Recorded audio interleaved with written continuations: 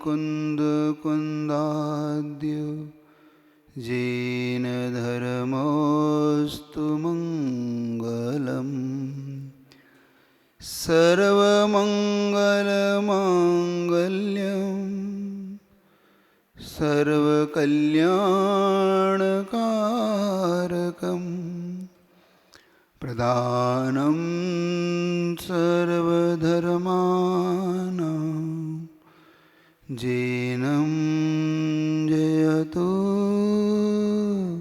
शासनं जैनं जयतु शासनं जैनं जयतु शासनं।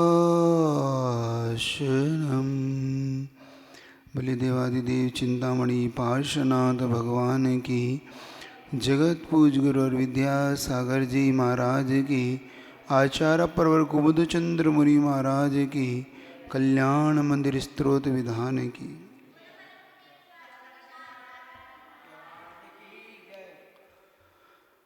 जीवन को बदलने के लिए और जीवन को समझने के लिए हमें बहुत से अवसर मिलते हैं। हम इतना पढ़ते हैं, इतने शास्त्र हम पढ़ते हैं, इतने शास्त्रों को हम जीवन में सुनते हैं, आश्चर्य फिर भी अपना जीवन नहीं बदलता। बहुत बार ये विचार मन में आता है कि आखिर हम इतना पढ़ने के बावजूद भी, इतना सुनने के बावजूद भी, और यहाँ तक कि तीर्थंकरों की वाणी सुनने के बावजूद अपना जीवन हम क्यों नहीं बदलते।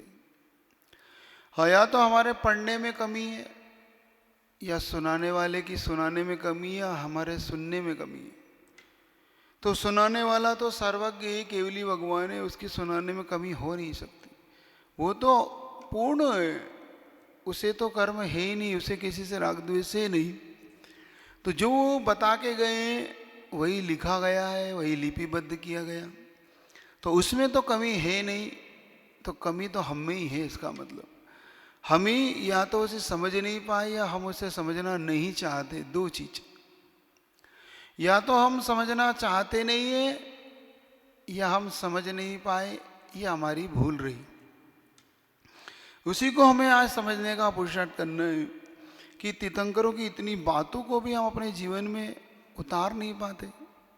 जिनवाणी की इतनी बातों को हम पढ़ने के बावजूद अपना जीवन नहीं बदल पाते। तो कहाँ हमारी कमी रह गई है। ये चूक हमसे सुधर जाएगी तो हम सब कुछ पा जाएंगे जो हमें पाने योग्य है। और पाना कहीं नहीं है, भीतर ही पाना है, बाहर कुछ नहीं पाना।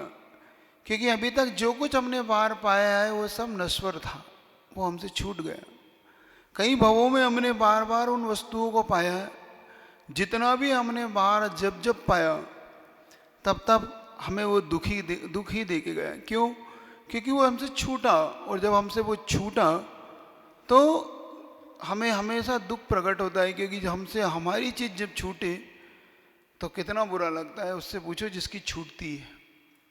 लेकिन जिसने एक बार भीतर पा लिया, भीतर की वस्तु उद्घाटित कर ली, फिर उसने दोबारा दुख नहीं पाया। क्यों? क्योंकि उसे अनंत काल के लिए वो शाश्वत हो गया, वो उसका हो गया, अपनी हो गया, निजी हो गई।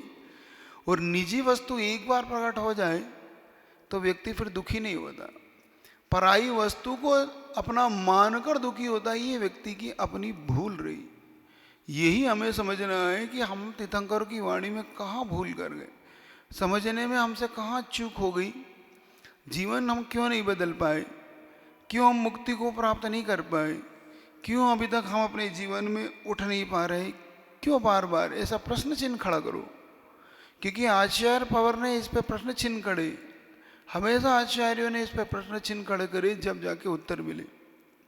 जिसके एक बात याद रखना, उत्तर से महत्वपूर्ण प्रश्न होता है। ये याद रखो, उत्तर से महत्वपूर्ण प्रश्न होता है। बहुत से बच्चे उत्तर रट लेते हैं, उन्हें यही नहीं याद रहता कि कौन से प्रश्न का उत्तर है, और फेल हो जाते हैं। क्यों? उन्हें ये याद ही नहीं है कि किस प्रश्न का उत्तर है ये। उन्होंने तो उत्तर रटना था, उत्तर रट लिया।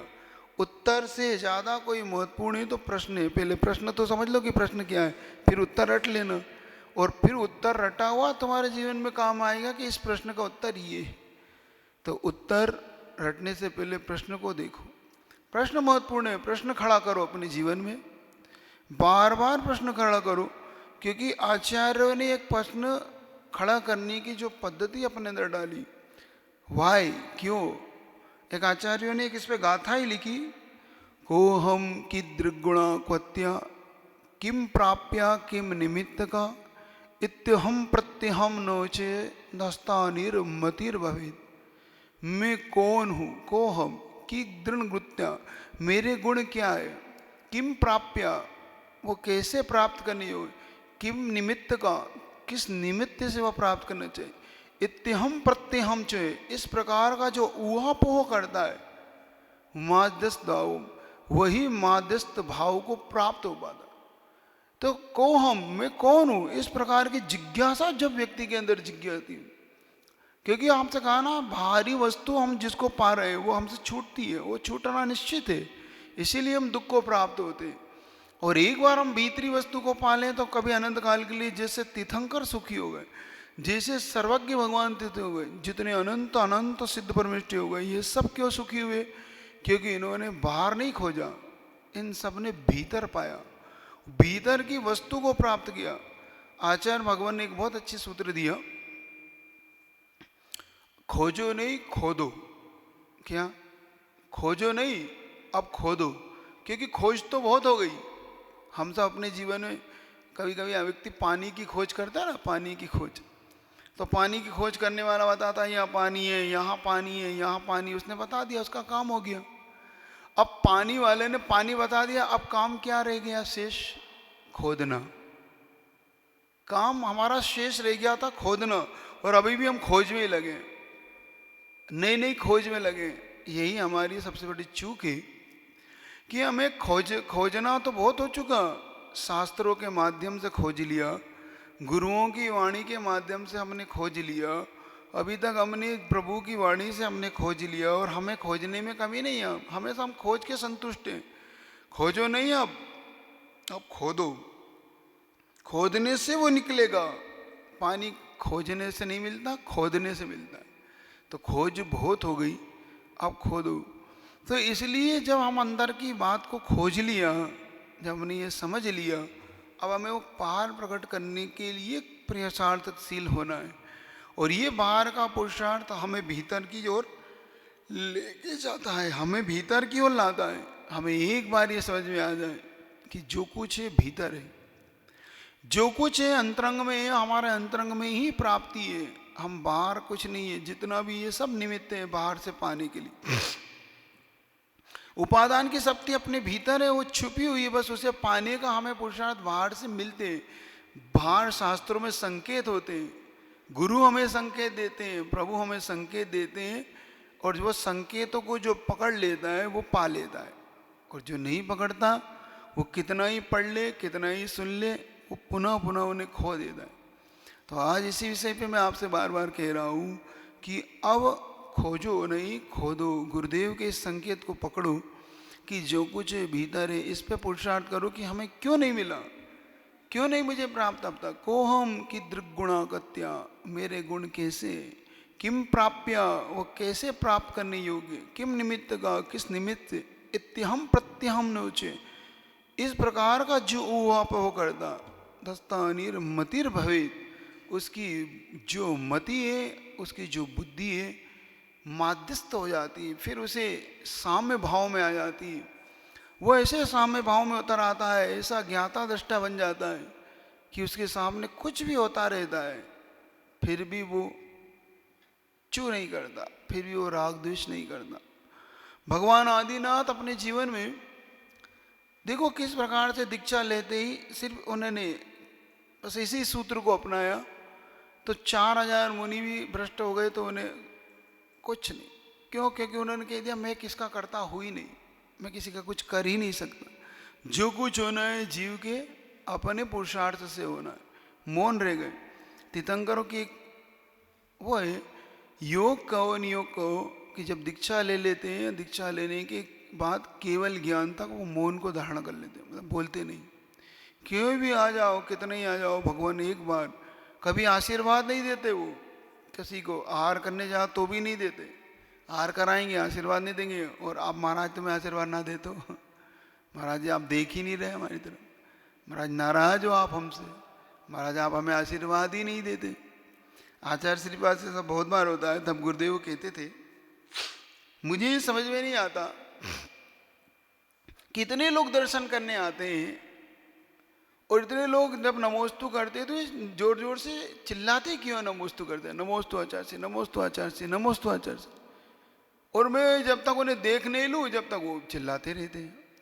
तो मेरी समझ में ये नहीं आता ये दर्शन देने आए कि दर्शन लेने आए। भाई दर्शन लेने आए हो तो चुपचाप करो, आगे बढ़ जाओ, मैं देखूं ना देखूं तुम्हें क्या फर्क पड़ रहा है। और देने आए हो तो मुझे तुम्हें करना नहीं है तुम्हारा दर्शन। इस पे विचार करो, इससे पता पड़ता है।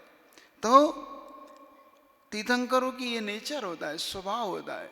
तो आज अपने को इतना समझना है। एक छोटा सा दृष्टांत देता हूँ जिससे आपको समझ में आ जाए। व्यक्ति की एक आदत होती है पेपर पढ़ने की। हर व्यक्ति पेपर पढ़ता है, इस समय पढ़ता है ना, आप लोग सब आते थे। और कोई तो इतने पेपर पढ़ने के शौकीन होते कि वो एक एक लाइन तक तिथि तारीख वार नीचे की वो लाइन, विज्ञापन की भी लाइन पढ़ते हो यहाँ तक कि वो उसके कहाँ से छपा वो भी पढ़ते हुए, इतने बिल्कुल पेपर के वो दिमाग होते।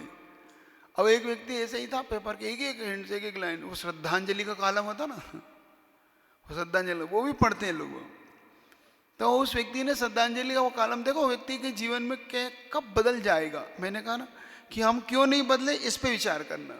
हम अभी तक क्यों नहीं बदले, क्या कमी रह गई, इससे आपको समझ में आएगा कि गुरु जी का यह सूत्र याद रखना, बहुत नहीं बहुत बार पढ़ो। क्या बहुत नहीं बहुत बार पढ़ो। हम बहुत पढ़ते हैं और पढ़ने पे हमें कुछ हासिल नहीं होता। हमने ये शास्त्र पढ़ लिया महाराज, दूसरा पढ़ लिया, तीसरा पढ़ लिया, चौथा पढ़ लिया, पांचवा पढ़ लिया, तो ये बार बार मत पढ़ो।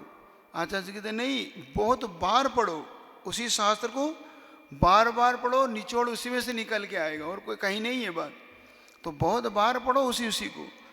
तो उसने जब वो श्रद्धांजलि की लाइन पढ़ी, इससे आप एक दृष्टांत ये दे रहा था कि जब उस व्यक्ति ने पेपर में वो लाइन पढ़ी, पेपर में वो श्रद्धांजलि का कॉलम पढ़ रहा था, तो उसने योग संयोग से श्रद्धांजलि पढ़ते पढ़ते उसकी एक निगाह गई, तो उसने पढ़ा कि जिस श्रद्धांजलि का कॉलम था उस श्रद्धांजलि कॉलम में उसका ही नाम लिखा था। जो पढ़ रहा था उस व्यक्ति का ही नाम लिखा था। तो आश्चर्य से चकित रह गया कि मेरे नाम से श्रद्धांजलि दे डाली। उसने पता देखा तो पता भी ठीक था, मेरा ही पता है ये तो। मोबाइल नंबर देखा तो ये मोबाइल नंबर भी मेरा ही है, पता भी ठीक है, नाम भी ठीक है, मतलब पूरा सब कुछ ठीक है, मतलब ये मुझे ही दी गई, ये भी तय हो गया। तो उसने कहा चलो ठीक है, लोग मरने के बाद मेरे बारे में क्या सोचते, मैं जिंदे में देख तो लूँ। एक बार मैं जिंदे रहते रहते कम से कम चलो मुझे सौभाग्य मिला कि लोग मेरे मरने के बाद मेरे बारे में क्या सोचते हैं, विचार करते हैं, मैं एक बार पढ़ूँ। तो जब उसने श्रद्धांजलि की वो लाइन पढ़ी, नीचे लिखा था, तो उसके दिमाग के सारे तार हिल गए, मतलब अंदर से हिल गया वो व्यक्ति। उसमें लिखा था, आज एक मौत का सौदागर नहीं रहा। ये एक पंक्ति उसके जीवन को बदलने के लिए काफ़ी थी। उसने इस पंक्ति को पढ़ते ही अंदर तक इतना हिल गया वो कि लोग मेरे बारे में ये सोचते हैं। अब तुम खुद कल्पना करो कि कल से तुम्हारा मरण हो जाए। कल्पना करने में कोई बुराई तो नहीं है ना, कर सकते हैं, करने में क्या बुराई, क्योंकि मरना सबको है, इसमें कोई बुराई तो है नहीं। मैं अभिशाप नहीं दे रहा आपको, लेकिन तय तो है कि मरना सबको। अब तुम ये कल्पना करो कि कल से तुम मर गए और मरने के बाद अगर तुम्हें श्रद्धांजलि दी जाए तो लोग तुम्हारे बारे में क्या क्या कह सकते हैं, इस पर चिंतन करना। आज क्या 5 मिनट बैठना, एकांत स्थान में बैठना और ये सोचना कि मेरा मरण हो गया, मेरी अब श्रद्धांजलि सभा लगी हुई है, तो मैंने ऐसा क्या क्या कार्य किया है जिस पे मुझे श्रद्धांजलि दी जा सकती है, मुझे क्या क्या शब्दों से नवाजा जा सकता है, मेरी बुराई की जा सकती है कि मेरी भलाई की जा सकती है। एक बार किसी जगह पे हम ग्रीष्मकालीन कर रहे थे, अब नाम लेना अच्छा नहीं जगह का, तो ग्रीष्मकालीन करते करते एक वहाँ पे किसी व्यक्ति की मृत्यु हो गई। मैं क्लास पढ़ा रहा था दोपहर की क्लास पढ़ाने के बाद 2-3 दिन बाद जब उसकी श्रद्धांजलि हुई, श्रद्धांजलि के बाद एक व्यक्ति ने मेरे से प्रश्न किया, महाराज एक बात पूछूं आपसे? मैंने कहा हाँ बोलो, क्या हो गया? महाराज जी ये श्रद्धांजलि में लोग झूठ क्यों बोलते हैं? श्रद्धांजलि में लोग ये झूठ क्यों बोलते हैं? मैंने क्यों, क्या हो गया? महाराज जी जो जैसा है नहीं वैसा क्यों बोला जाता है? वो है नहीं फिर भी। अच्छा कितना ही खराब व्यक्ति, आप क्या कहते हो? बहुत बहुत अच्छा है, बहुत अच्छा था हमारे बीच में। आप श्रद्धांजलि यही शब्दों को प्रयोग करते हो। ओम भगवान बहुत अच्छा था, भगवान उसकी आत्मा को शांति दे, वो हमारे बीच में से चले गए, वो हमारे लिए बहुत अच्छे थे, जबकि उसकी पटती नहीं थी कभी, जिंदगी भर उससे नहीं पटी, जिंदगी भर उससे एक दूसरे को उन्होंने हमेशा दुश्मन की तरह देखा। लेकिन बाद में जब माइक से ही झूठ बोल रहे हो कि नहीं वो हमारे खास थे, मेरे लिए वो एक बहुत आदरणीय थे, मेरे लिए एक आदर्श पुरुष थे। मतलब जितनी अच्छी अच्छी चीज़ों से नवाज सकता था नवाजता है श्रद्धांजलि में। तो वो मुझसे पूछने लगे कि महाराज जी वो व्यक्ति चले गए लेकिन झूठ क्यों बोला जाता है? मेरे बहुत देर तक मैं भी सोचता रहा क्या जवाब दूँ। फिर मैंने एक जवाब दिया, मैंने कहा वो श्रद्धांजलि देखो वो झूठ, अब वो मर गया, मरने वाले को तो पता ही नहीं तुम श्रद्धांजलि क्या दे रहे हो, लेकिन तुम जिंदे लोगों को सुना रहे हैं कि अभी भी सुधर जाओ वरना हमें तुम्हारे लिए भी झूठ बोलना पड़ेगा। तुम लोग सुधर जाओ वरना ऐसा ना हो कि तुम्हारे लिए भी हमें झूठ बोलना पड़े। इसलिए शायद वो झूठ बोलते हो, इसलिए कह रहा हूं। जैसे उसने ये लाइन पढ़ी कि एक मौत का सौदागर नहीं रहा, उसका जीवन बदल गया। उसने अपने पूरे जीवन को उस एक लाइन से बदल डाला। जो कुछ कमी थी उसके जीवन में, जो कुछ उसके जीवन में कमियां थी, उसने सारी कमियों को मिटा डाला, बिल्कुल कमियों को मिटा डाला। और ऐसा जीवन बदला, ऐसा जीवन बदला उसका कि वास्तव में जो वो मरा, ओरिजिनल में जो मरा और उसकी श्रद्धांजलि दी गई, तो आप विचार करो कि उसकी श्रद्धांजलि में अब क्या लिखा होगा। उसने अपने जीवन को जब बदल लिया कि उसने सोच लिया कि जब मेरे बारे में लोग ऐसा सोचते हैं तो धिक्कार है मेरे जीवन को कि मैं ऐसा जीवन जीता हूँ कि मरने के बाद मेरे बारे में लोग ऐसी ऐसी श्रद्धांजलि दें। उसी समय उस व्यक्ति ने अपने जीवन को बदला और बदलने के बाद जब कुछ सालों बाद मरा तो इतनी अच्छी श्रद्धांजलि के वाक्य थे। उसमें लिखा था आज एक ईश्वर का दूत नहीं रहा। देखो क्या उसकी श्रद्धांजलि लिखा था कि आज एक ईश्वर का दूत नहीं रहा, ईश्वर का अवतार नहीं रहा। मतलब उसके लिए शैतान से भगवान बनने की यात्रा उसकी हो गई सिर्फ एक लाइन के पढ़ने से। एक लाइन के पढ़ने से उसके जीवन में ये समझ में आ गया। तो खुद चिंतन करना कि अगर मेरा जीवन अगर ऐसा है, लोग मेरे जीवन के बारे में अगर ऐसा सोचते हैं, चिंतन करो, चिंतन करने में कोई बुराई नहीं होती, इससे ही अपना जीवन बदलेगा। यही जीवन को बदलने के कुछ ऐसे आधार हैं। क्योंकि मैंने कहा ना, अपन कितने ही शास्त्र पढ़ लिए, नहीं बदला अपना जीवन। हमने इतने शास्त्र पढ़ लिए, इतने प्रवचन सुन लिए, इतने प्रवचन सुन लिए, बड़े बड़े साधुओं के सुन लिए, बड़े बड़े गुरुओं के सुन लिए, बड़े बड़े और अच्छे अच्छे वक्ताओं के सुन लिए, फिर भी अपना जीवन वैसे ही हम ताली बजाते हैं, बहुत अच्छा कह के निकल जाते हैं। तो हमारा जीवन क्यों नहीं बदलता? तो आज इस पर चिंतन करना कि अगर मुझे श्रद्धांजलि दी जाए, मेरे बारे में कोई सोचे, तो क्या क्या क्या क्या सोच सकता है?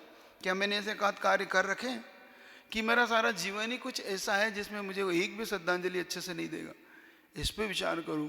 जीवन ऐसे ही बदलेगा। जीवन बदलने के लिए हमें अब ऐसे ही दृष्टांत चाहिए, अब ऐसे ही हमें मार्गदर्शन चाहिए। मुझे लगता नहीं कि अब वो कहानी तुम्हें सुनाऊं और कुछ तुम्हें जीवन बदल जाए। अब नहीं, मुझे नहीं लगता। कितने सांस पढ़ लो के बाद लिखता है। बहुत बार लोग बार बार प्रश्न करते कि महाराज आप इतना कहते हो, आप इतना कहते हो, इनके जीवन तो बदलते हैं ही नहीं। व्यक्ति वैसा का वैसा ही रहता है, सुनता है निकल जाता कि नहीं। फिर भी एक भाव आता है कि जब तीर्थंकरों का आदेश है कि नहीं इनके लिए कुछ ना कुछ कहो, एक दिन जरूर इनका जीवन बदलेगा। क्योंकि पत्थर पे 100 चोट पड़ती है तब जाके पत्थर टुकड़े टुकड़े 2 टुकड़े होता है ना, पहली चोट में तो नहीं होता। तो मैं तो उस 100वीं चोट का इंतजार कर रहा हूँ कि 1 तो दे दी, 2 दे दी, 3 दे दी, हो गया 100 चोट तक तो तुम्हारा जीवन बदलेगा। जीवन ऐसे ही बदलता है। तो इस दृष्टांत को याद रखो, इस बात को याद रखो। बहुत नहीं, बहुत बार पढ़ो। जब भी पढ़ो किसी एक एक लाइन को बड़े सावधानी से पढ़ो। हो सकता है ये लाइन हमारे लिए ही हो, इसी लाइन से हो सकता है अपना जीवन बदल जाए, इसी लाइन से हम शायद कुछ सोचने के लिए मजबूर हो जाएं। हम जब इतने सोचने पे मजबूर हो जाएंगे तो अपना जीवन जरूर बदलेगा। हम अपने जीवन को बहुत अच्छा बना सकते हैं। अपना जीवन हमारे हाथ में है। हम जीवन को चाहें तो पतित कर लें, चाहें तो पावन कर लें। पतित और पावन करना दोनों अपने हाथ में, हमारे हाथ में ही है कि लोग हमें अच्छी श्रद्धांजलि दे सकें। क्योंकि बहुत जीना मायने नहीं रखता जीवन में, जीवन कैसा जिया मायना ये रखता है। क्या बहुत जीना, जिन्होंने 100 200 150 वर्ष जी लिया, कोई इसका मायने नहीं है जीवन का। ये कोई पैरामीटर नहीं है, कोई ये थर्मामीटर नहीं है जीने का। जीने का थर्मामीटर है कि तुमने कैसा जिया, तुम्हारा जीवन कैसा था, तुम्हारे बाद लोग तुम्हारे बारे में क्या सोचते हैं, तुम लोगों के दिलों में जिंदा हो कि नहीं हो। कुछ लोग ऐसे होते हैं जो मरने के बावजूद भी जिंदा होते हैं, और कुछ लोग ऐसे होते हैं जो जिंदे में मर जाते हैं। दो प्रकार के लोग हैं संसार में। कुछ लोग होते हैं जो जिंदे में ही मर जाते हैं, मतलब उन्हें लोग याद भी करना पसंद नहीं करते, उसकी बात भी करो तो कहते हैं उसकी बात चर्चा यहाँ ना करो। और कुछ लोग ऐसे हैं मरने के बावजूद भी लोगों के दिलों में जिंदा है कि उसकी चर्चा जरूर करते हो। नहीं, वो अगर आज होते तो अपना काम हो जाता, वो अगर आज होते तो समाज को बहुत ऊंचा ले जाते, वो आज होते तो इस काम को जरूर कर देते, वो होते तो महाराज हमारी समाज आज बहुत उन्नत होती। तो विचार करना कि हमारे बाद हमारा जीवन कैसा होगा। अगर हमारा जीवन ऐसा है तो समझना कि हम सही ट्रैक पे हैं। हमारा जीवन अगर ऐसा नहीं है तो हमें आवश्यकता है अपने जीवन को बदलने की। आप सबका जीवन अच्छा बने, आप सबका जीवन इस योग्य बने कि लोग आपको आपके जाए बाद भी याद कर सके। इसी भावना से बोले गुरुदेव विद्यासागर जी महाराज की।